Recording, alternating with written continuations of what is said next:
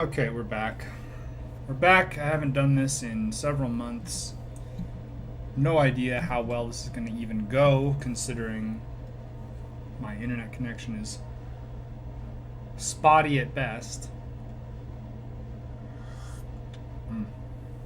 It's good coffee, though. But sort of have been thinking I should get back to this project at least a little.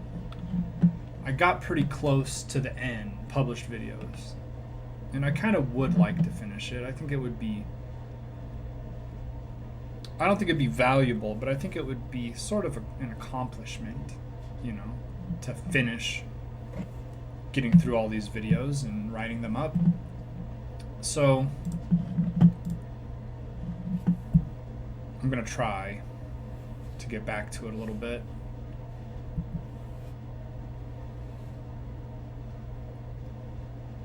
Bear with me as I attempt to troubleshoot.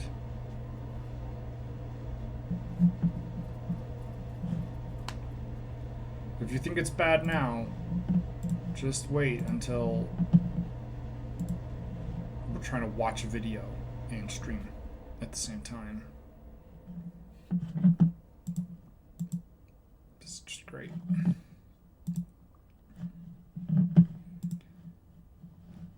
I'm having a great time.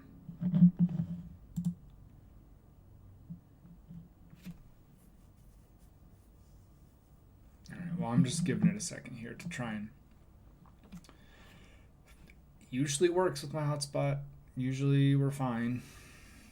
But just gotta give it a second.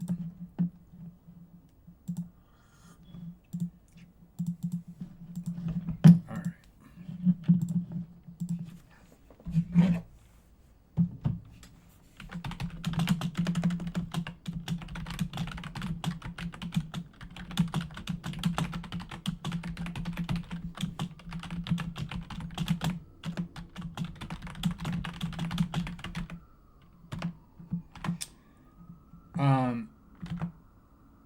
So I haven't been doing these for a while. As with virtually everything I do, I question the value of doing it at all. Right? Do I have anything worth saying that couldn't be said better by somebody else? But as far as I know, nobody else is saying these things, so I guess it might as well be me. And it's going to be unpleasant, as always. I don't enjoy these.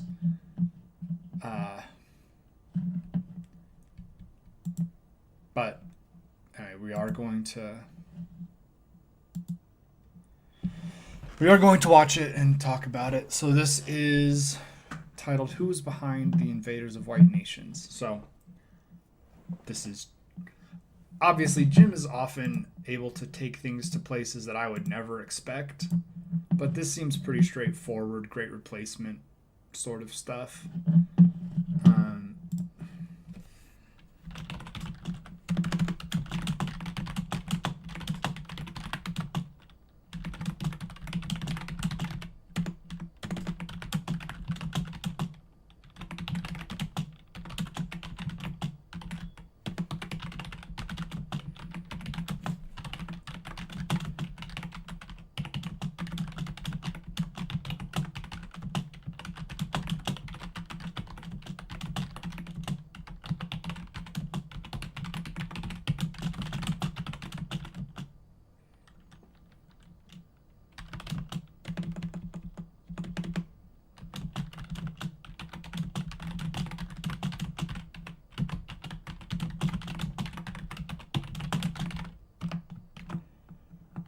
Get into it in just a second.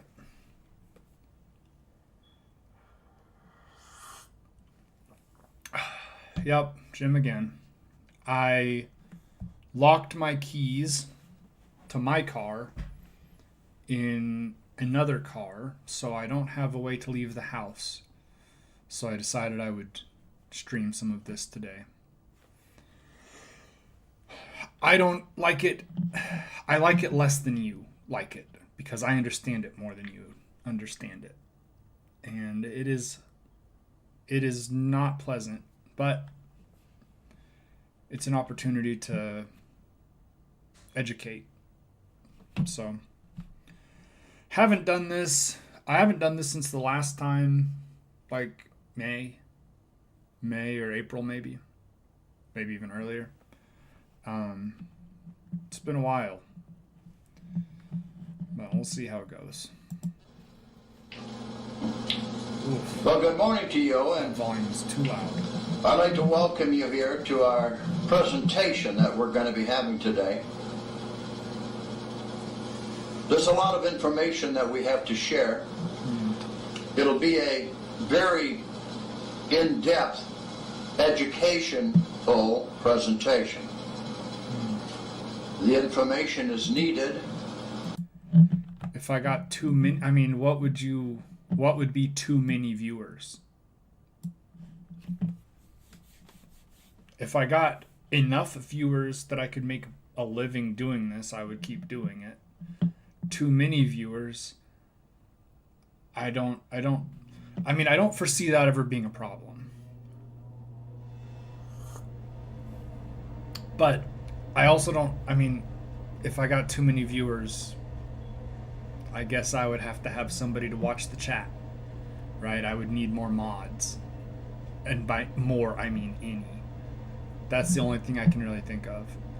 If I got a lot of viewers, I do not make content that is appealing to a wide audience, right? I'm not doing Roblox. I'm not doing freak out react videos. I'm doing this, which is unpleasant for me and unpleasant for everybody watching. If this got popular, I would be kind of happy about it, in the sense that I think what I'm talking about is important to understand, and I think it does help you understand modern American politics a little bit more, because this guy was ahead of the curve. A lot of the stuff he's talking about is not adopted by the broader Republican Party, but that doesn't mean none of it is. A lot of this stuff is relevant, even if it's slightly toned down, right, by modern Republicans. So this stuff, it does matter to understand why Republicans are the way they are, why conservatives are the way they are, because a lot of them believe this stuff, or at least a version of this stuff. Right? They're maybe not quite as explicitly racist about it, but they still believe it. I believe that we're being replaced by non-white people. It's not that I think non-white people are bad, right? It's just that I think that we should have more white people. There are a lot of conservatives who take that sort of approach, right?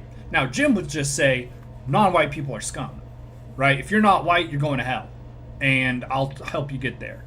That's Jim's stance. And there are some people in the Republican Party, in the modern conservative movement, who certainly agree with that. But it's still a little bit too aggressive to say out loud. So most of them will say, I'm just concerned about white heritage and white culture and preserving whiteness. I have said it before, and I'll say it again, just so that everybody is clear. I don't care about whiteness. I don't value whiteness. I will use my whiteness as a tool when I can, right? When I can use it as a shield for other people who maybe don't get the same sort of privilege or respect that I get. But I don't value being white over anything else. I don't think it's important. But a lot of people do. And Jim certainly does, right? Jim thinks it's religiously important. Anyway, all that to say, I do think this stuff is important. It is not exactly mainstream content, right? That's going to be popular with advertisers. So I don't foresee that being a problem. But I have also said before, I've been looking for jobs. I've been looking for work for a while. Not going all that well, I have to be honest. I would love to do this full time. I think this would be very fulfilling for me to just dig into stuff and talk about it, because that's what I like to do. And it's something that I think is useful and meaningful, more important than just sending emails all day, right? So I would be happy to do this full time, but I am not like exaggerating or joking when I say, in order for me to consider this viable as like a full time job, I would need to be pulling in something like $5,000 a month, right? I would need to set up a Patreon because YouTube, I don't monetize, and I don't think I could monetize this anyway. But I would need a Patreon that was substantially funded, and I don't have any rich friends. I wish I did. Sure would make my life easier if I had like some rich friends who believed in what I was doing, but I don't. So it is likely that this will never become a full-time thing. But if you're a rich person out there and you want to give me money, I'll take it. I'll take it and I'll keep doing what I'm doing. Well, if you're going to be paying me managing the chat, then I'll be paying you, then you're just paying you. If you say that you're going to give me $5,000 a month to do this full time, but then I need to pay you, then you can just keep some of that money, right? Because you were giving it to me in the first place. If I had the financial means to do so, I would be happy to have an editor, I actually would like to have an editor because I'm semi-working on an unrelated video that I'd like to put on my channel. But I don't like doing video editing work. I just don't. I don't enjoy it. I'd be happy, and I believe in paying people for their work. So I'd be happy to pay a mod. I'd be happy to pay an editor. Again, I would have to be making money first. Not because I'm greedy, but because I have no money. So how am I going to pay people if I have no money? But again, these are not real concerns that I have. This is it would be nice. It would be nice if somebody thought what I was doing was valuable enough to pay for it, but I don't know if it is valuable enough to pay for, right? Maybe I just think what I'm doing is important and I'm wrong. That's possible. All right, well, let's get into it a little bit. It's paramount, in fact. The word he means there is paramount, which is like critically important. That what you are going to be hearing today is going to be a total follow-up of all the past presentations as to the situations that are taking place in all the white... That is a bunch of just meaningless words. This is a paramount relation to the past education of the various things. Not really very meaningful sentence there. Nations of the world. So, without any hesitation, we're going to be getting into it, and I'd like to, again, thank you for welcoming me into your living room, on your laptops, iPods, whatever. I don't know if there's a good, offensive hand gesture in Egypt, like we have in America with the middle finger. I assume there is. I don't know what it is. But if there is one, imagine that I am doing that also. And I also would like to encourage you to put this presentation up on Facebook or Twitter or wherever else to give other people the opportunity to understand and hear the truth, because it's very hard to find the truth today anywhere because of the maximum control by international Jewry of withholding truth from the people so they can be robbed and pillaged. I mean, this is the standard trope of Jews control the media. That's a very, very common traditional conspiracy theory that's been around for a very long time. It was popular with Hitler, for example. The idea is Jews control the media, which is why you don't learn about all the bad stuff Jews are doing, because they hide it. It's not true, but it is true that there have been a lot of Jewish people in the media. So you can create a conspiracy around it. but it's not true. Um, in America right now, what you have more is you have, I don't know. I don't even know. I mean, scared maybe is a good word. Dumb, I think, is also effective. The idea in America that you cannot criticize the state of Israel because that's anti-Semitic is it's very easy, right? It's very easy to say we don't have to look at any sort of nuance in this argument because of the history of anti-Semitism and the history of the Holocaust. Any criticism of Jewish people or of the state of Israel is by definition anti-Semitic. And that's not true. Because let's say you were playing in a playground with a couple people, all right? And one person is bullying you. They take your ball, they kick you in the shins, they call you names, they say your mama is not honest. Okay? Now, that's bad, right? If you then go and do that to another kid, you go treat them the same way you just got treated. I can criticize you for the way you are treating somebody else without invalidating the way you were treated, right? Yes, the way the bully who kicked you in the shins and said bad things about your mom, yeah, he's bad. Absolutely. We can say that is not acceptable. Nor is it acceptable for you to do that to somebody else, right? That's a fair criticism, and it doesn't say anything about anybody being inherently good or bad.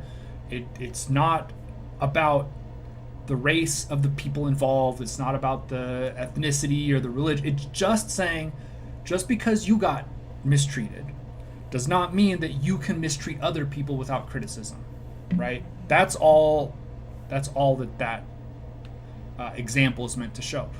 Jewish people were hugely mistreated. They were discriminated against. They were murdered. They were driven out of town. All kinds of horrible stuff was done to Jewish people. And that is in no way wrong to observe. And it does not... it's all true, okay? All that stuff is real. But, with that said, that does not then give the state of Israel the right to institute a colonial project against their neighbors. Right? Just because... I don't need to go into it further, but it is very frustrating that the default protect yourself sort of reaction, which some people would point out is actually more damaging to Jewish people because you are lumping Jewish people all into one group where some people are Jewish and don't believe, right? Not all Christians believe all the same things. A lot of people say they're Christians, but they don't all believe the same things. A lot of people are Muslims, but not all Muslims believe the same things. For one thing, you have the Shia and you have the Sunni, right? You have two branches of Islam. You also have within those branches disagreements within communities or between states, right? In this country, our version of Shia is a little bit different than in another country. And individual Muslims live out their faith in different ways, depending on what they think is really important. So it's not really fair to say all Muslims are one thing or another, because a lot of Muslims don't even like other Muslims. A lot of Christians don't even like other Christians. A lot of non-Zionist Jews don't appreciate Zionist Jews, right? There are distinctions within these groups. So when you say that, like, by criticizing the state of Israel, you are being anti-Semitic, you are saying that all Jews agree with what the state of Israel is doing, which is not true. And so you can get more abstract, but the idea is just, it's very cowardly to say, well, because we're kind of concerned that we might be accused of not being overly politically correct, we will call all criticism unfair criticism, and some criticism is unfair. Saying that Jews control the media, that's unfair. But saying that the state of Israel is carrying out a colonial project in Palestine, trying to drive out or kill the residents of Palestine so that they can seize the land and settle it, that's observably true. That is, in their own words, what they're doing. So, what I'm saying is, I don't agree with that. I think that that is a bad thing to do. But it's not because they're Jewish. It's not because it's Israel. It's because I think it's a bad thing to do anywhere. I am opposed to colonialism, right? I'm opposed to settler colonialism. I'm opposed to white supremacy. And so when I see those things being enacted, and here's the thing, all right? This is going to get a little bit more into the weeds, but you say, well, white supremacy, right? Well, the Israeli people aren't white. Well, they kind of think they are. At least some of them do. There is this idea that, like, it's Western, right? It's not. Whiteness and Western are not always synonymous, but they often are. But Israel definitely thinks they're part of the West, right? They are our one ally in the Middle East. And they have been very well treated in the last 70 years or so by white Western countries.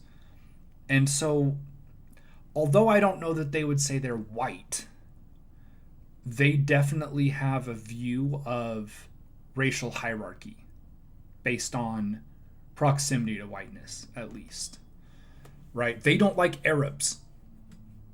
That's a thing. They don't like Arabs.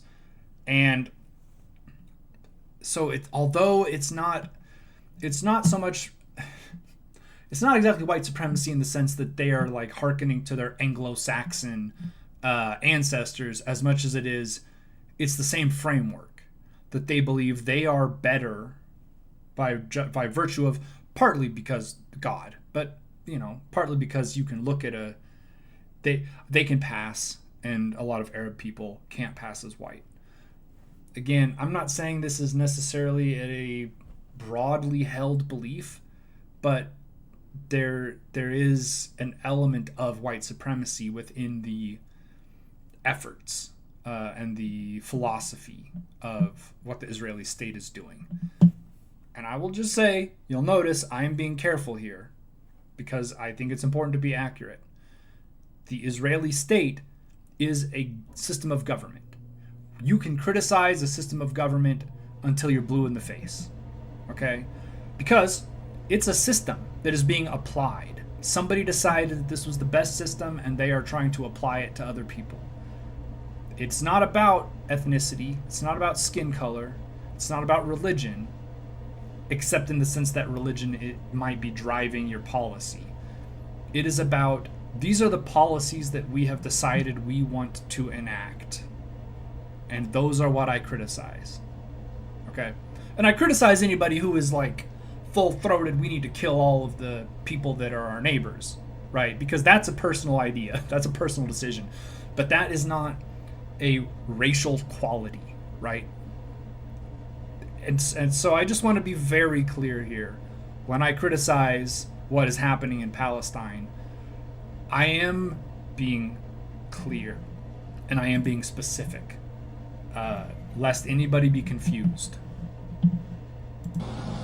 Our presentation today is going to be who is behind the invaders of the white nations. And I'm Dr. James P. Wickstrom, P.O. He's not a doctor. Box 308, Linwood, Michigan, 48634, US of A. You will probably be watching this on Arcodius, ARCODEAUS on YouTube. And of course, there's also Arcodius Reloaded, another typo on YouTube. My blog site is www.jameswickstrom.com. Go there. There's a red widget box. You can listen to my radio broadcasts. which I do 4 a month. I have mentioned this. And I've mentioned this. If I ever have if I ever have the kind of money and resources and time to do this, like, as a more or less job, we'll get into the radio show, but I am not even attempting to touch it at this point. There's too much. And Sharif, I am not sure if you're joking or not, but you would not be considered white in America. You might think you're white. Not over here, you're not. Again, I don't care. I don't think it's a matter of pride to be white. But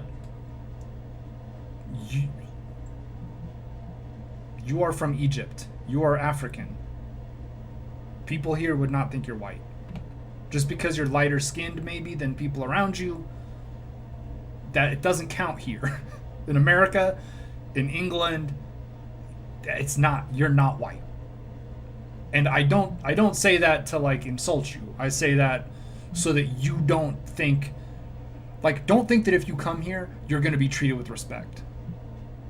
Be prepared to be treated like a brown person, because to the majority of white people here, that's what you are. I don't agree with it. I don't think it's right. But it's like something a lot of people don't understand when they think about America is like, oh, I'll come to America and I'll hit all the sites. I'll go to New York, I'll go to LA, I'll go to Chicago, maybe I'll go to Disney World. The United States is humongous. It is a huge piece of land. And so traveling from one side of the country to another is a lot of miles, right? A lot of kilometers. People don't always have a clear picture of what it's like elsewhere, right? I don't know what it's like in Egypt. I don't know how I would go around in public as a white person or as a foreigner. But, I have some ideas of what it would maybe be like. But, I mean, look, you're not Arab, right? You're Egyptian. You're African. I had a friend who was Egyptian who made it very clear to me that he was not Arab. He was African. But are both of your parents Egyptian?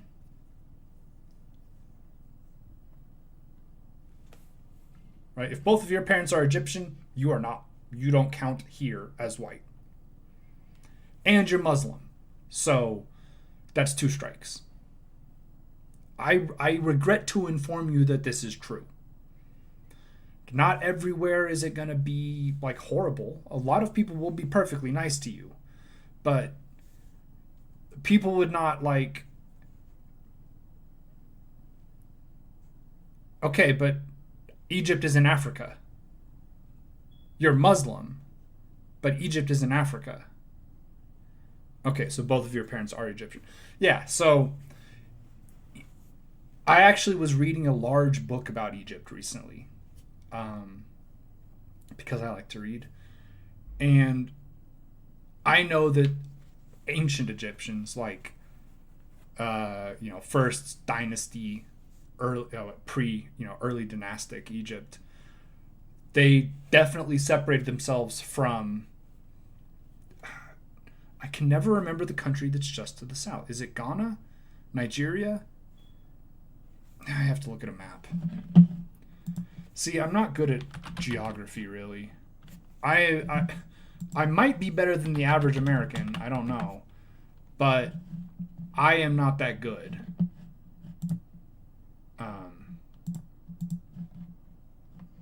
At geography. So let's just see.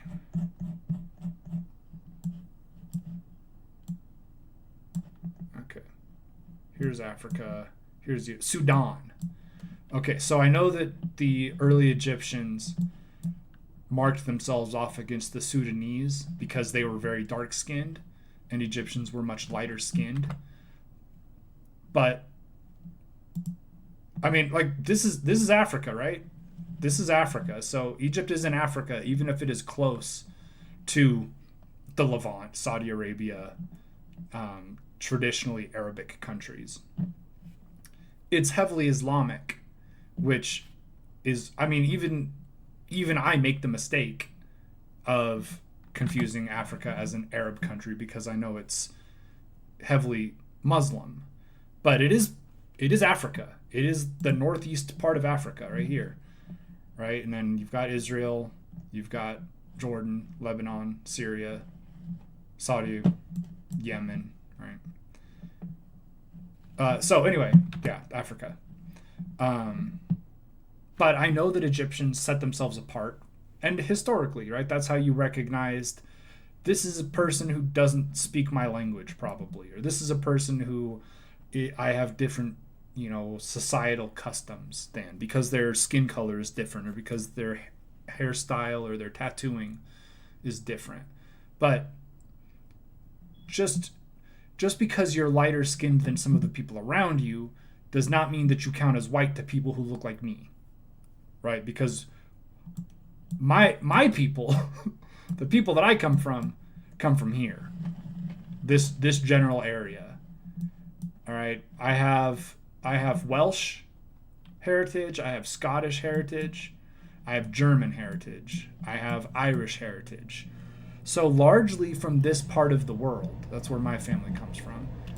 And those people are so white, they are almost see-through. Right? So there is a difference in appearance, and there's just a real legacy of racism in America. It's sort of true everywhere, but it's very prevalent still in America. So I would just tell people, like, hey, don't think that if you come to America, you are necessarily going to be treated with the respect you deserve. You could have, like, multiple PhDs, okay? You could be a highly educated, even young, like high-achieving young medical doctor or professor, or like highly gifted poet. But you come over here and people will think that you don't have an education. People will just assume that you didn't go to college. You probably didn't go to high school. You probably live in a dirt hut or like a shack, right?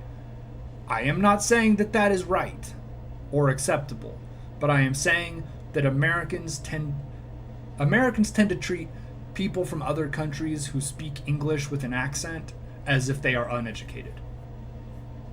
And you should just be prepared for that to happen, because it does. And I don't want people to be surprised. Right? So you can prepare yourself for the fucking incivility.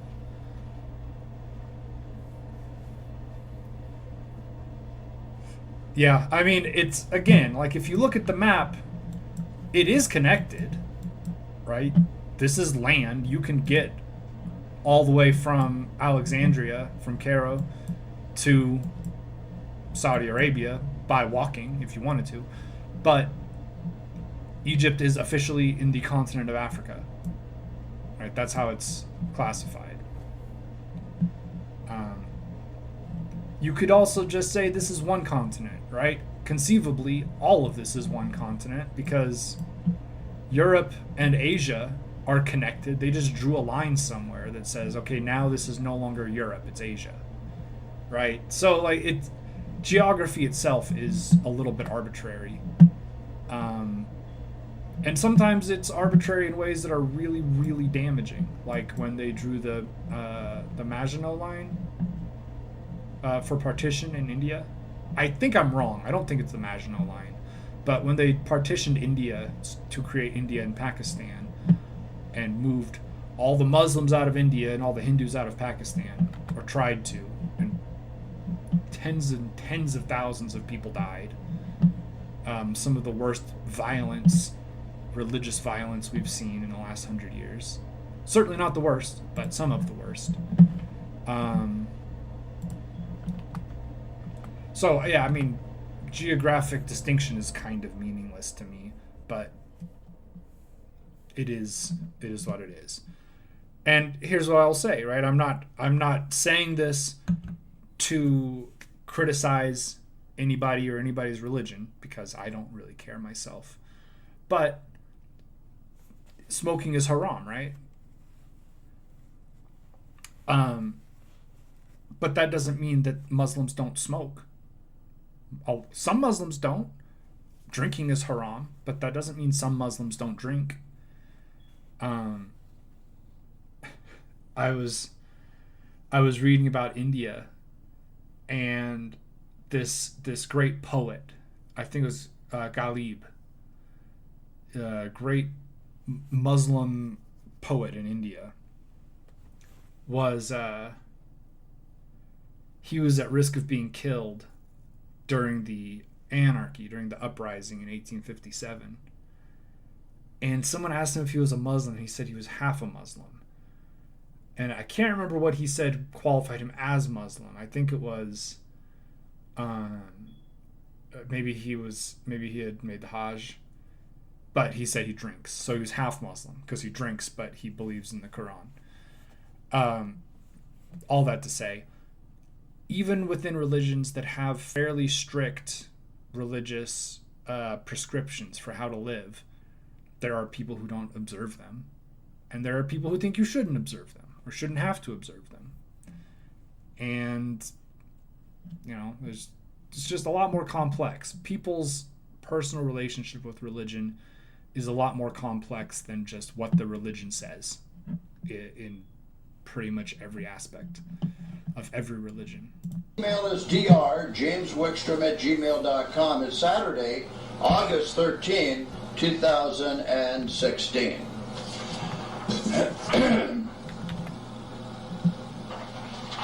The former presentations on our subject matter for today, we started with the invasion of the white nations, and we followed that up with terrorism in the white nations. This is a very Jesus. I mean, this is like too on the nose.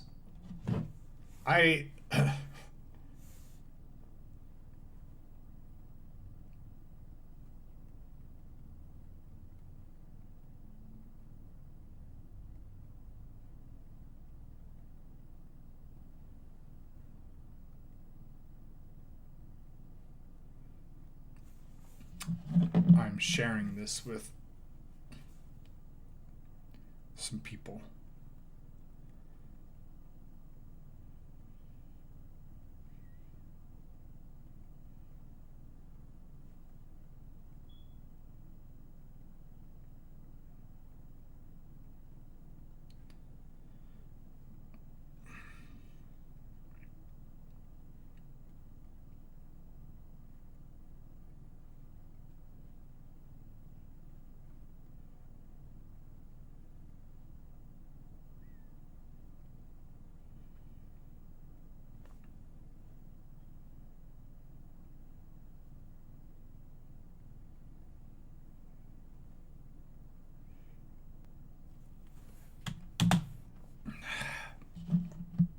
Along with white racial world events, planned genocide of the white nations, white nation information update review, planned death of Germany and the German people, planned genocide of the white race, and anarchy today in the US of A. Today's presentation... That is a crazy list. And really not based in reality at all. I mean, like, here's about the most honest thing you can say about these sorts of claims. Sometimes crimes get committed against white people by people who aren't white. That's true. And very occasionally, crimes get committed against white people by people who just don't like white people. That is also true. Sometimes that's the case. But here's the thing. Why do we think, I mean, I know why, right? It's white supremacy. But why do we think we are owed the like respect and sacredness of non-white people when we have spent the last several hundred years demonstrating again and again that if you be nice to white people, they will fucking kill you, or they will put you in slavery, and they will take your land and they'll take your stuff. So why would I think there's nobody out there with a reason to dislike white people on sight? I'm not that kind of white person, you know? I hope. I try very hard not to be. I think that everybody is important and valuable, and that trying to like decide who's good based on skin color is moronic.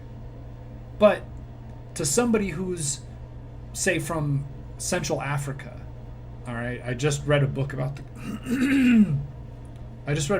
Congo, and the Belgian reign of terror in the Congo. If somebody knew that their family had been murdered by Belgians, or by, you know, the people working for the Belgians, because they weren't harvesting enough rubber, or that their mom was molested by a white person in the jungle because there were no repercussions, you maybe don't worry so much about which white people are actually fine, because your experience has been hugely traumatic.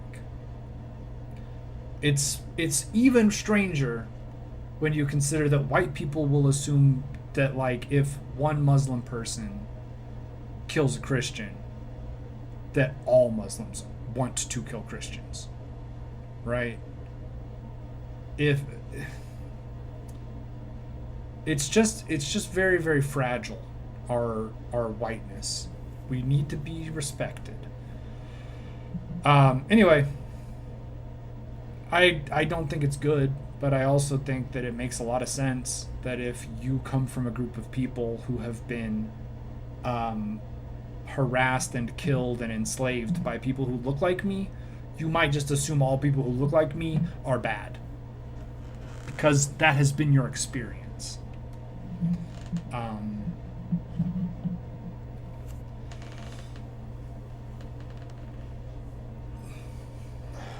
Nobody talks to each other.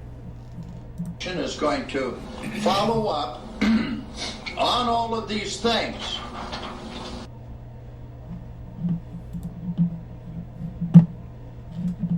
Okay. Connectivity issues. Let's sort this out.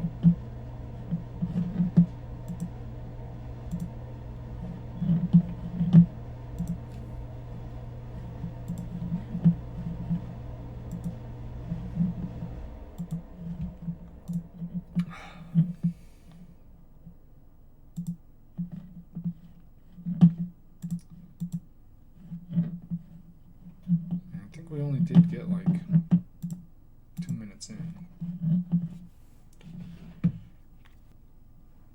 The problem with doing this,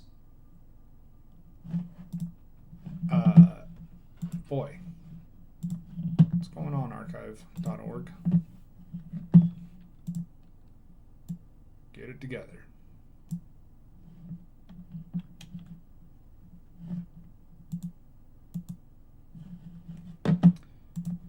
Okay, try again. Oh, well,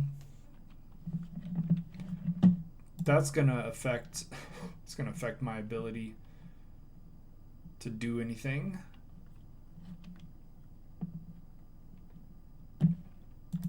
Well, I think this video exists in more than one place.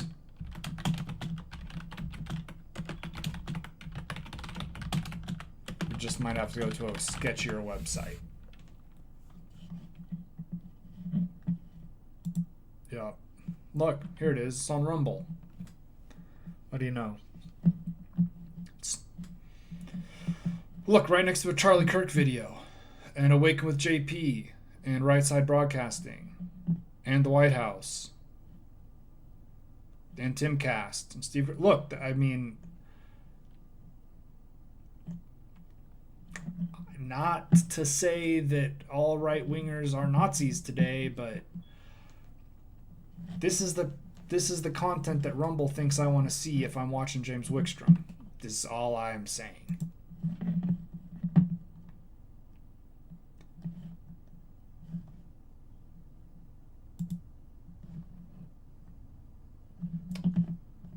Now, I don't know if this is going to work either.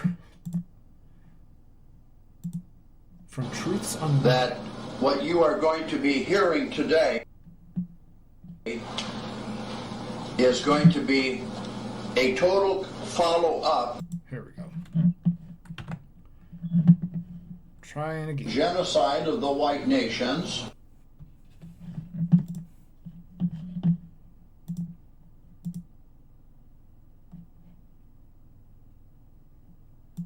I'm just going to drop down the quality because White Nation Information Update Review. Planned death of Germany and the German people. Planned genocide of the white race and anarchy today in the US of A. Today's presentation is going to follow up on all of these things to give you a broad understanding now who is really in back and supporting the invaders, the mongrels, coming in from the Mideast and North Africa. We're talking third and fourth world people coming in. so that's Egypt. Just again, just to go back to it, I didn't know where he was going to go, even because I haven't watched this video, but boy, does he make the point I was making.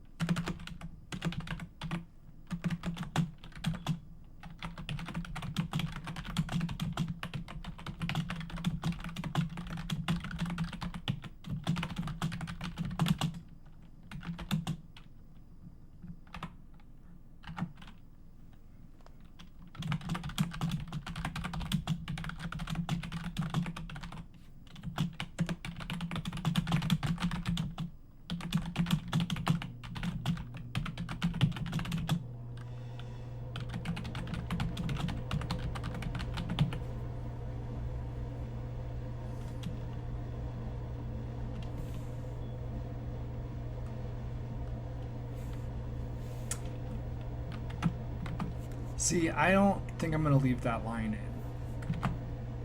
Because it is true. But I don't think that I need to like justify people's presence, you know? I think that certainly as somebody who is trying to push back on racism, I certainly find myself like using model minority language as a way to push back against broad generalizations. I don't think it's bad, right? It's probably fine, but at the same time, that's kind of just saying, no, these people aren't bad. See, some of them are smart. And there are a lot of white people who aren't doctors or lawyers. I, for one, am not a doctor or a lawyer, you know. Yeah, I don't know. I think that it's one of those well-intentioned but probably not optimal. Right?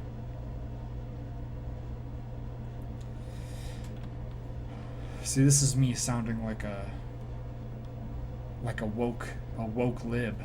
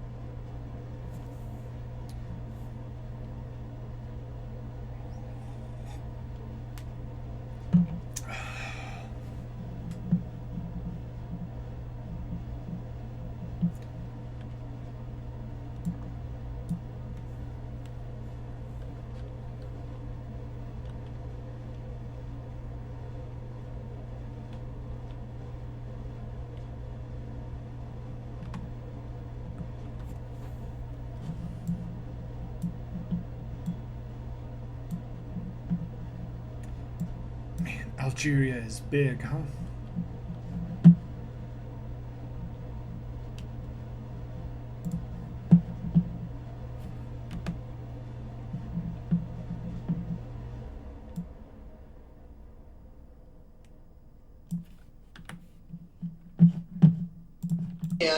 To the white nations. Have you noticed all these whites, excuse me, all of these whites who are so sympathetic to these mongrels of diverse culture of your own, wanting to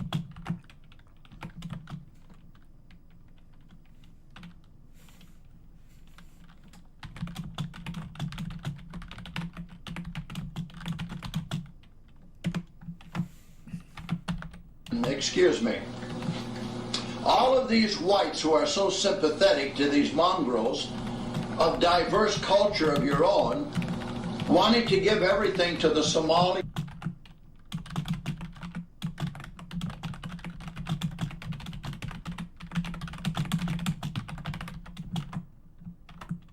and everyone else that's coming into their country, pillaging them,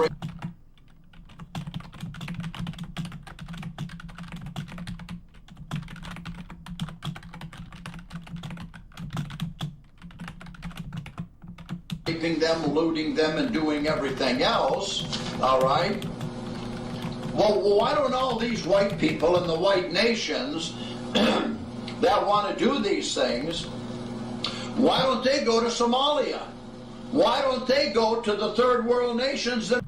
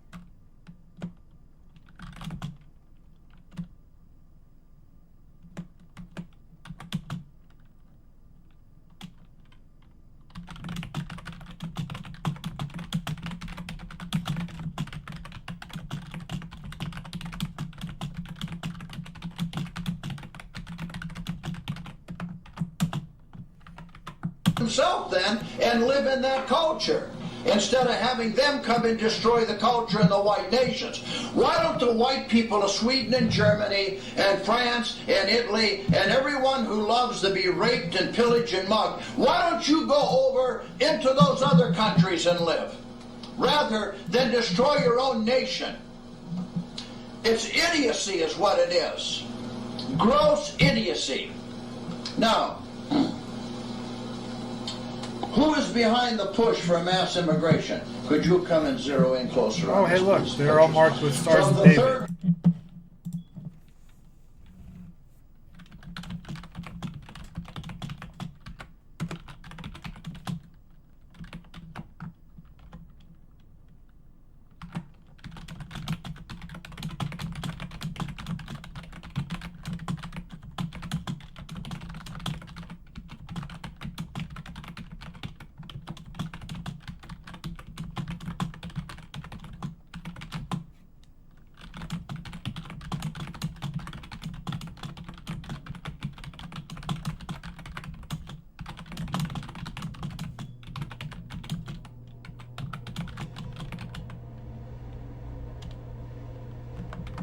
world and the fourth world into the white Western nations or countries.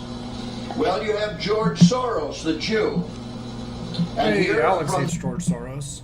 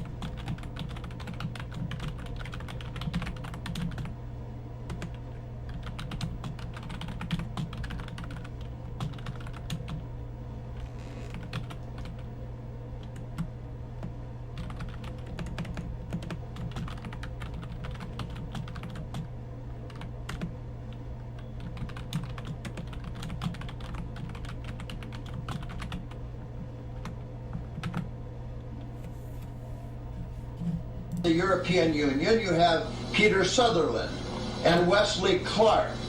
Wesley Clark is not his real name, it's Kahane. He was born a Jew, but adopted by a Clark family of European culture.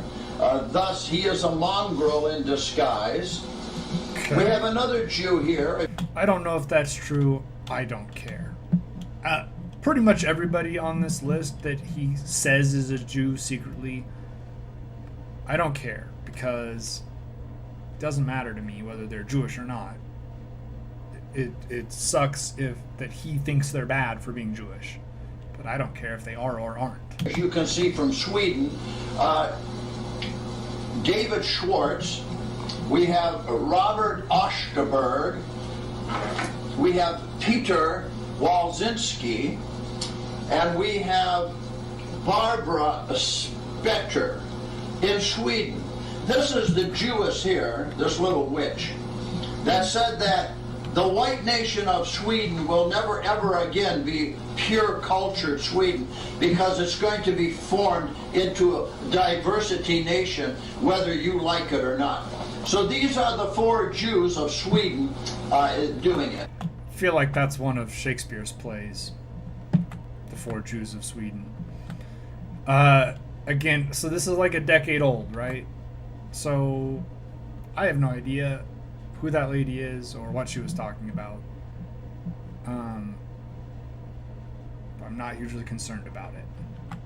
In Great Britain, we have Anthony Lester, Barbara Roche, Peter Manschwahen, Jack Snow, he's a Jew. I hope you people understand that in England, okay? David Maltland, all right? In Great Britain, who are pushing, the big pushers for the immigration and the mongrels to come into your nation. These are the people you should be gathering information on. Very important. And then we have down in the United States, of course, we have Emmanuel Coffer and Jacob Javits, and we have Norbert Schuler, we have Elizabeth Holtzman, okay, Chuck Schumer. These people are also for the gun control in America. These are the Jews pushing. I wish Chuck Schumer was not still in office. I'll say that. I have no love for Chuck Schumer, but I don't think that the biggest problem with him is his Jewish heritage. The alien invasion coming into the United States of America. And then we have the French over here, as you can see and zero in. We have the people from France over here who are behind the pushing the Jews in France who are pushing the in France. Here we have the Germany, Joseph and Geuger Geiss of Germany, and Anita Kehu. These are the Germans who are influential with the invasion of the invaders coming into Germany. Information should be continually be gathered on them and everything. Maybe even, I'm led to believe, possibly you should find what restaurants they go out to eat in and everything else. And then we have in Australia.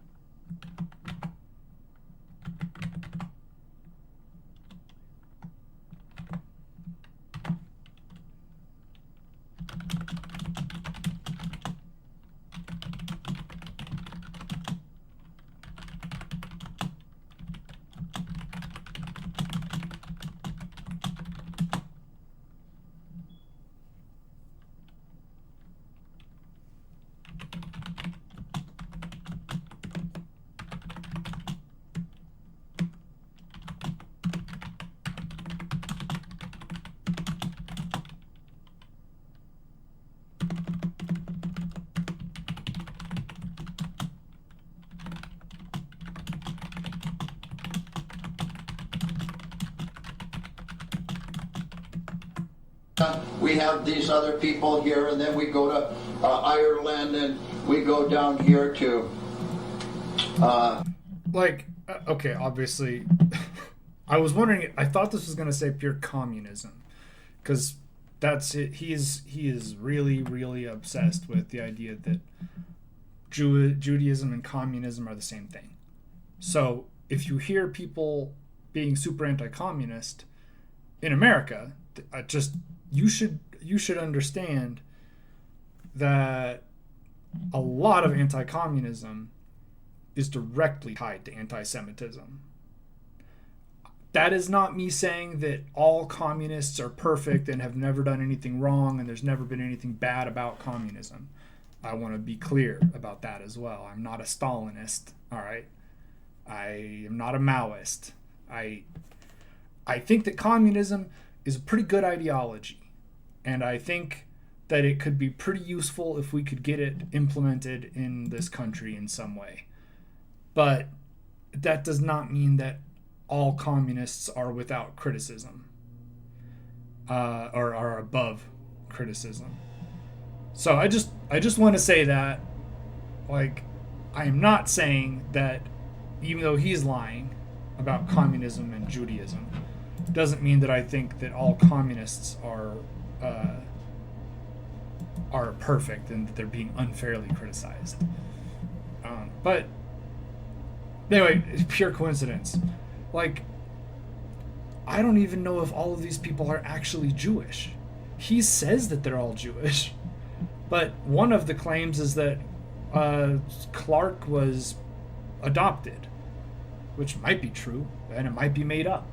He thinks that he thinks that Dwight Eisenhower was black, so his tracing of genealogy is not always to the highest of standards, I would say. So I'm not sure if this list is accurate, in which since pure coincidence makes even less sense because it's not even true. But also, this is cherry picked, right? So let's just say he is correct about the heritage of all the people on this list. They're all Jewish. He has only picked Jewish people intentionally. Has only picked Jewish people because there's more than 4 people in Finland that are saying Finland should be more diverse, right? There's more than 4 people in England who have voted to allow more immigration, right? That is not a decision that has been made by the people that are on this slide. These are just Jewish people that you have picked to assert that they all go together.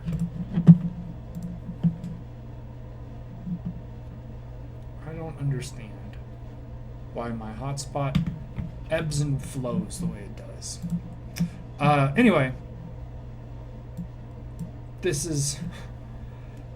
is like drawing a circle and then putting a few things in the circle and saying, see, look, those things are all related. They're all in the circle. But you drew the circle and you picked what things went in the circle. So I'm not moved by that. The Netherlands, and then we're over here to the Norway. These are all Jews. Is this a pure coincidence? Is this a pure coincidence that all of these people that I am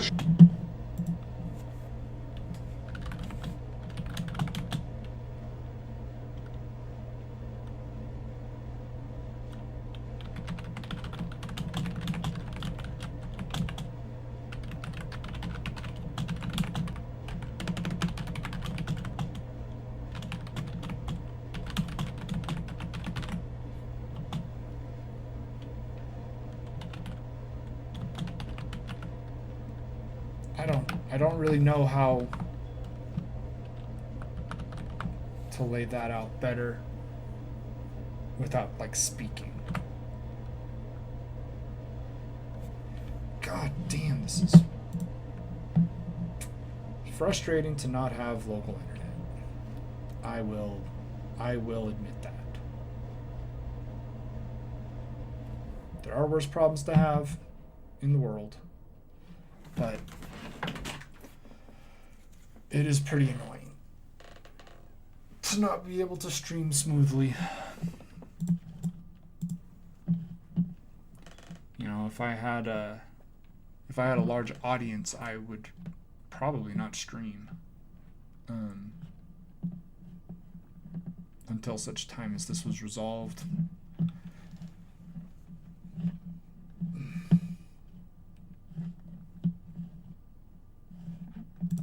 Yeah, I don't know. I don't think that's...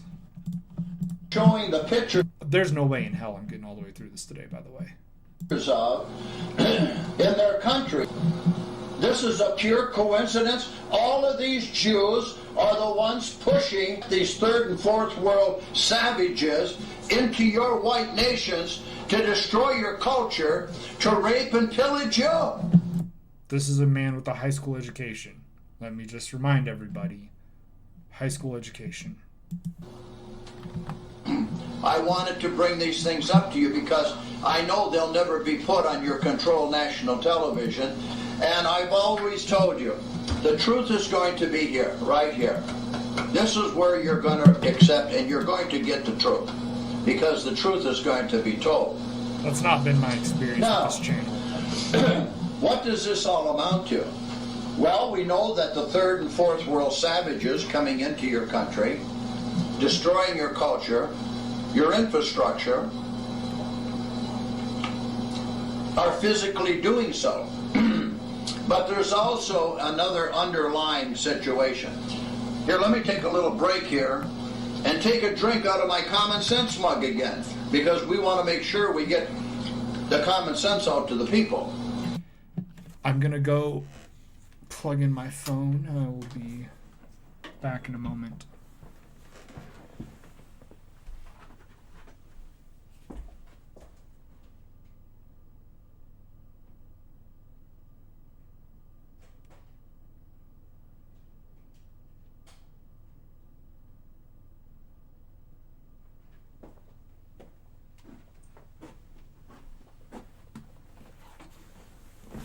All right.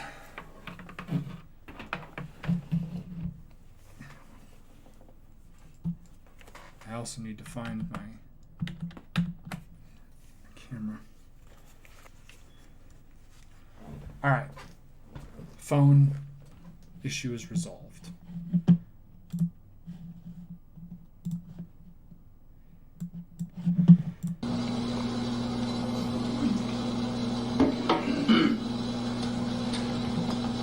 The source of the information comes from the League of Power. A lot of this now is not only the destruction, the rape, the mob. The League of Power. I've never heard of that.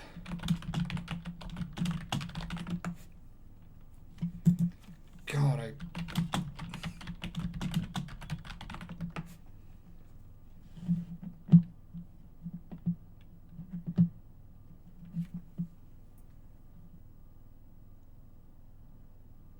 I think it's probably this.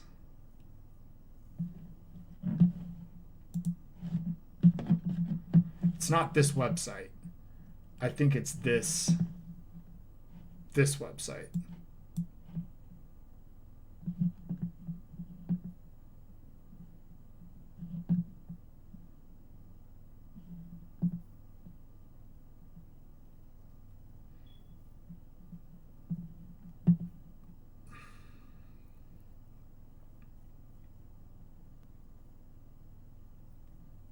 But I'm not sure. Liberalization of the people in their respected countries. But you also have a devious plan by international Jew finance and the Jews themselves and your traders in government that want to put you under what's known as the TPP. I mean, I've heard of this. Now, how the TPP will destroy a... I think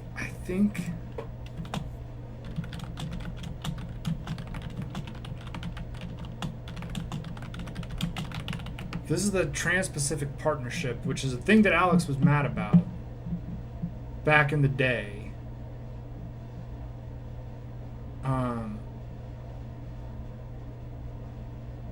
But I don't know.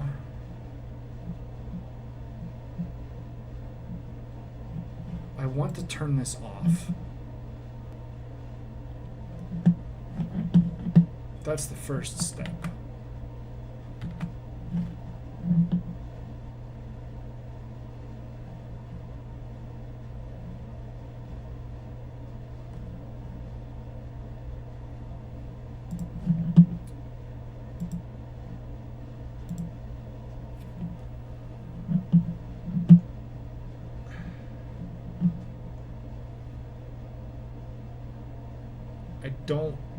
I just don't want AI results. But like this, I'm guessing this is some sort of like email scam.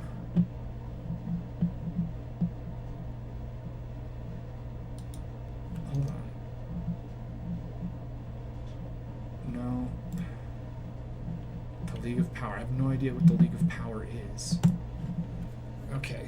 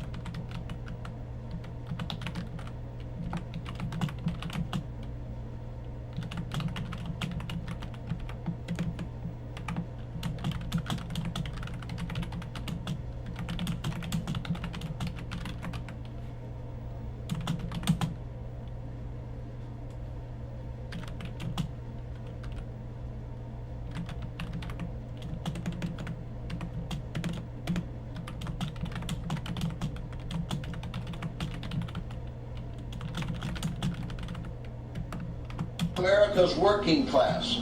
I want you to also, in your own mind... So if he names who wrote this or something, then I will have a better idea of whose it is. But right now, I don't know. How the TPP will destroy Germany's working class.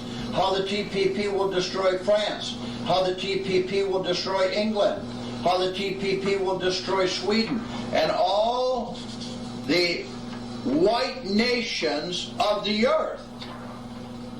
And we are going to go now on an educational base here of what you will never be shown on your television or shown and explained in your educational institutions or by your traitorous ministers and preachers of your churches. In this election year in the United States, much attention has been paid to free trade agreements of sort that were popularized with the enactment of the North American Free Trade Agreement called NAFTA by President Bill Clinton in 1993.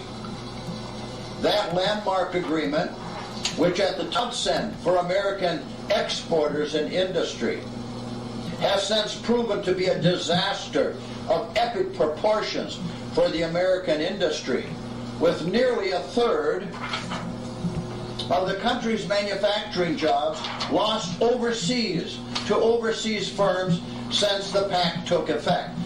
Not to Europe, but to Chinese and Bangladesh and different. And why did the jobs go to those countries? Is it because you can make the highest profit by paying people the least you're required to pay them? Or maybe none at all? Do you think that might have something to do with it? Countries, slave labor countries. The problem with free trade agreements... Hey, what's wrong with slave labor, Jim? I mean, I obviously think slave labor is bad, but there's no reason he should. ...is that they are about free trade in the sense of opening up foreign markets to smaller businesses that are looking to export their goods for the first time or to sell their products in greater quantities.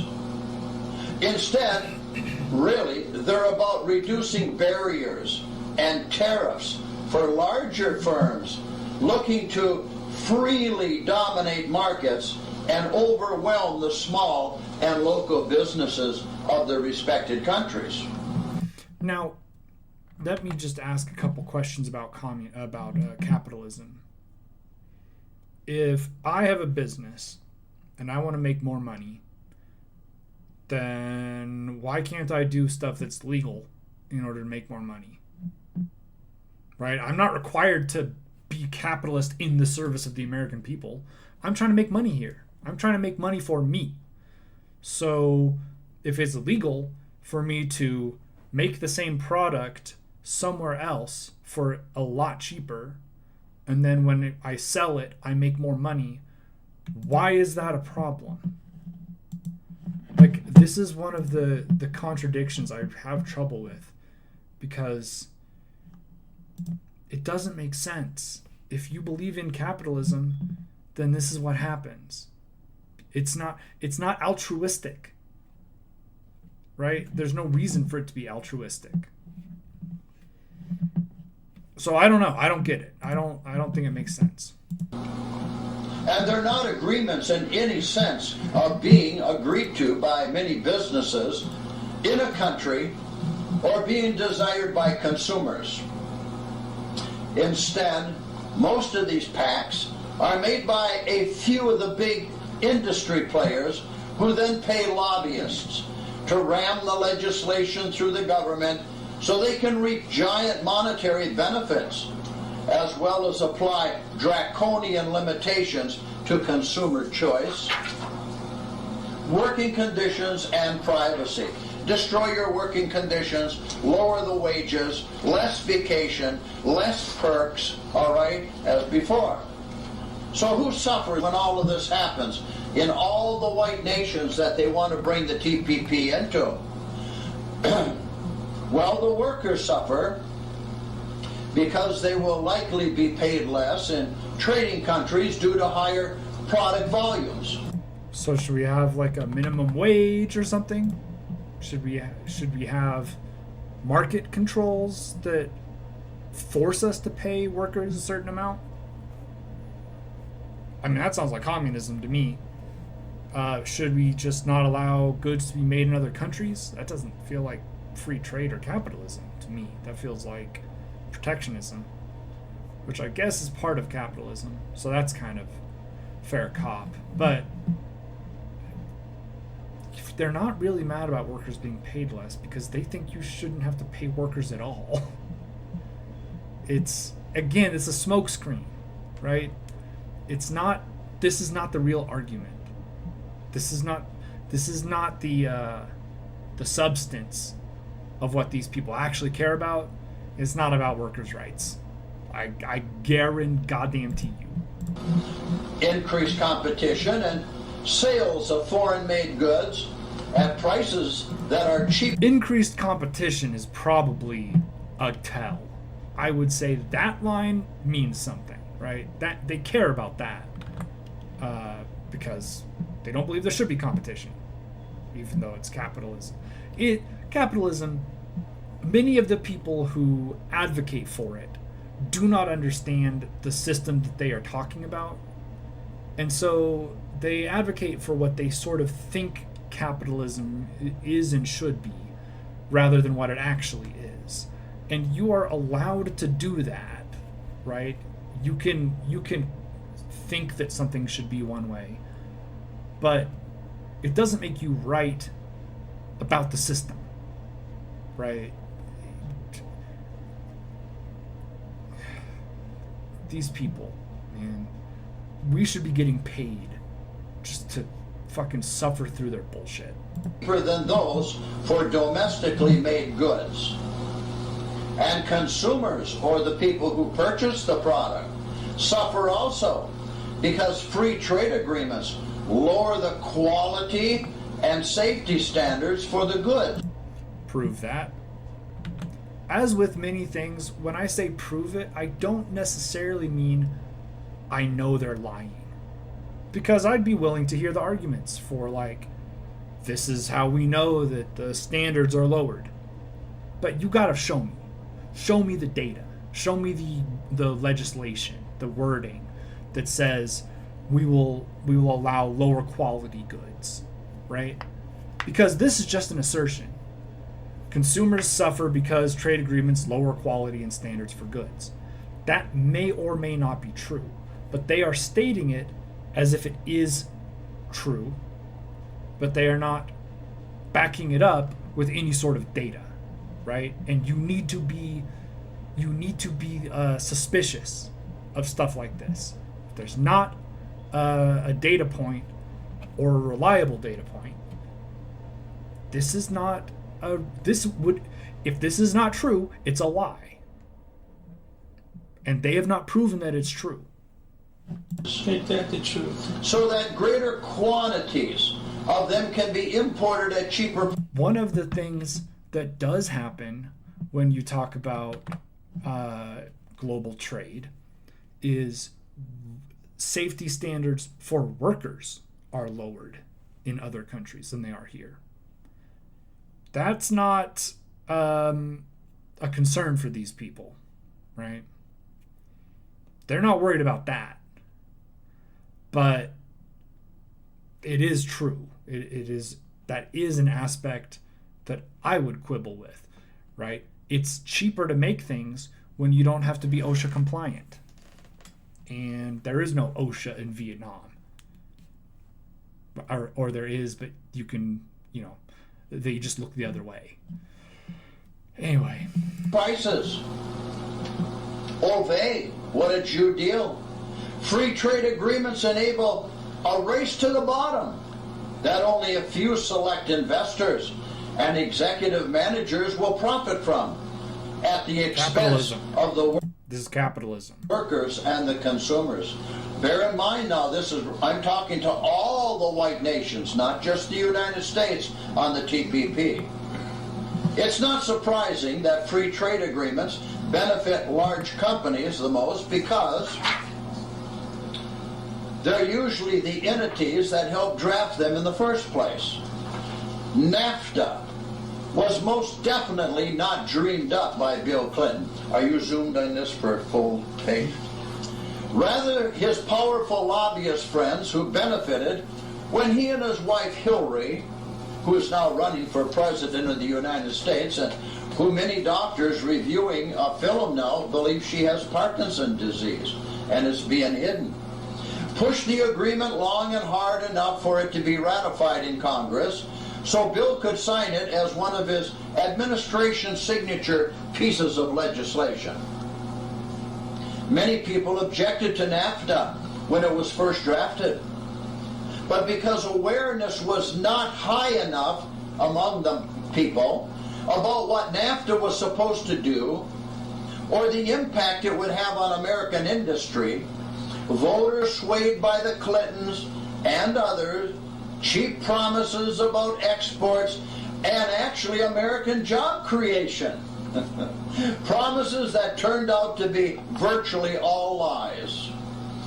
Now all of those promises appear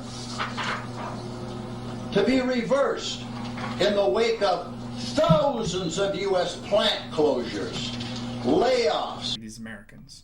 There's no minimum wage in Malaysia, right? That's what it is. There's really no getting around it. It's cheaper to make those goods elsewhere, so we're going to do that.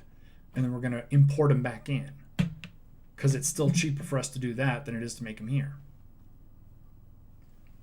It's just exploitation. It's just outsourcing the exploitation. Right? It's not complicated. The prediction by 1992, third-party presidential candidate Ross Perot, that the voters would hear a, quote, giant sucking sound of jobs being transferred from the United States to Mexico and other countries, China and elsewhere, and other places basically came true. And guess which countries rewarded the Clintons later with giant speaking fees, favors, and... Again, should this be illegal?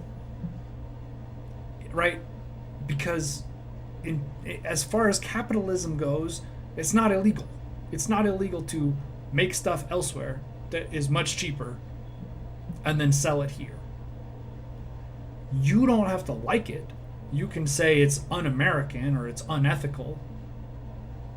I would agree that it's unethical, but you don't have to like it.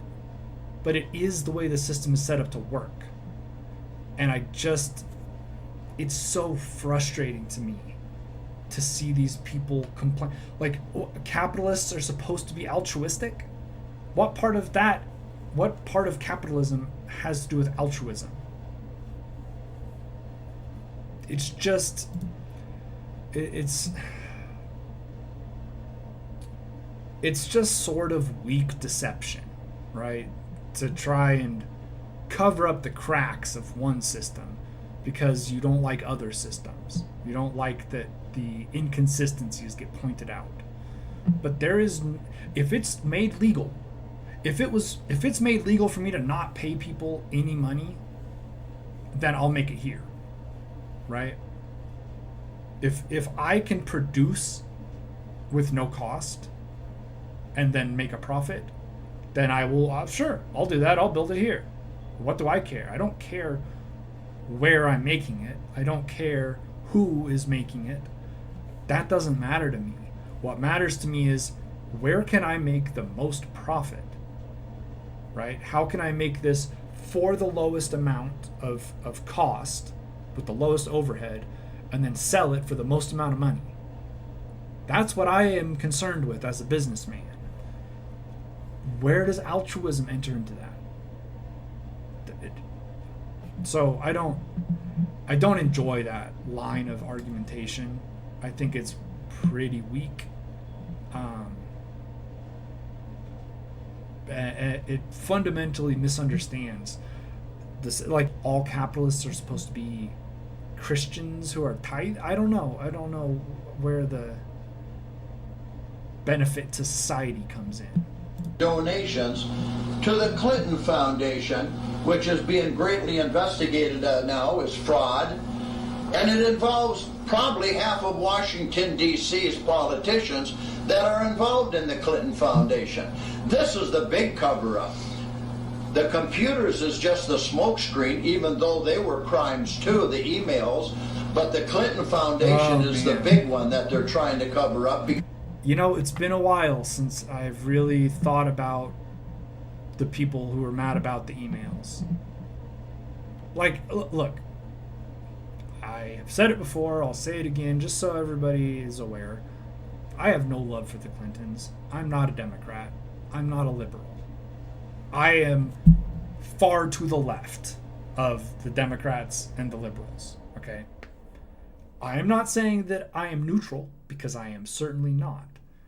But I am not a fan of the Democratic Party at large, and specifically I don't like the Clintons.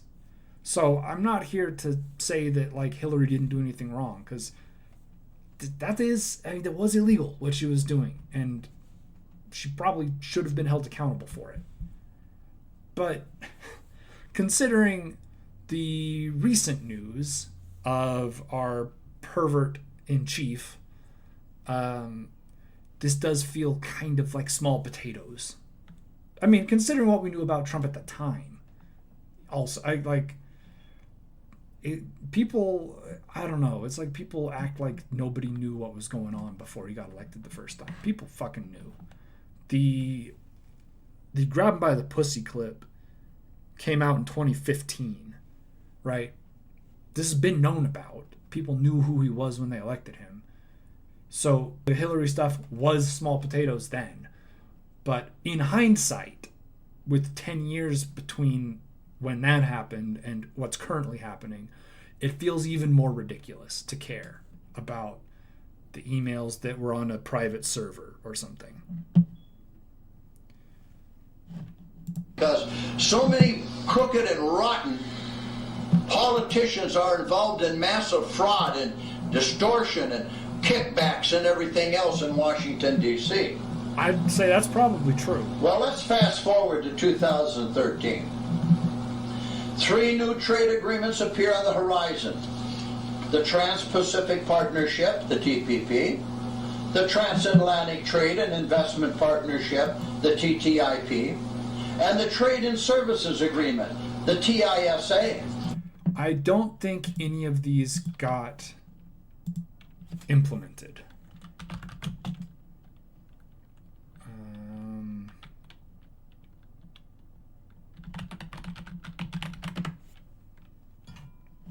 Was a proposed trade agreement. Okay. I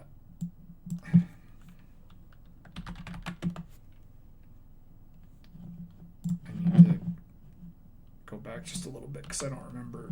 Transatlantic Trade and Investment Partnership, TTIP. Was a proposed trade agreement considered on hold.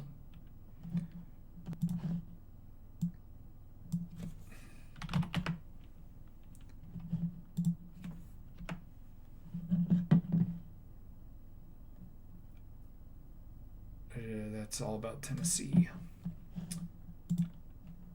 Trade and Services Agreement.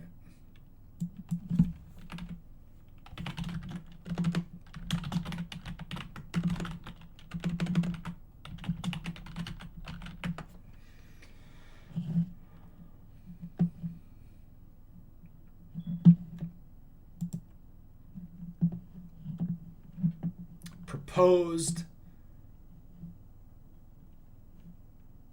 as of 2021, no agreement has ever been reached. So all 3 of these proposals did not happen.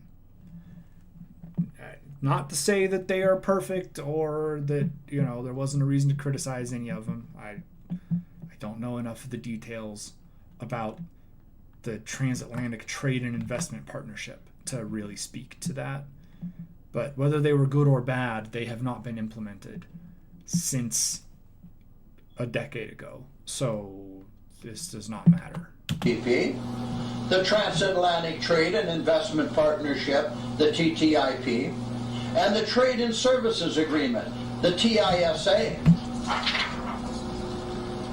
In the wake of NAFTA's success and benefits for the Clintons, a few elite politicians in government and their corporative friends, many of the same players have prepared for a repeat sales process used for NAFTA to be used again for these 3 new trade agreements. And remember, you in England and Sweden and France and Italy and Germany, the TPP is now involving you. And that's why you do not want the TPP. This is the real going to be gutting out of the industrial base of the nations. This is the final slam, other than the invasion by the mongrels coming into your country. Christ. I think I'm going to wrap it up here in a second.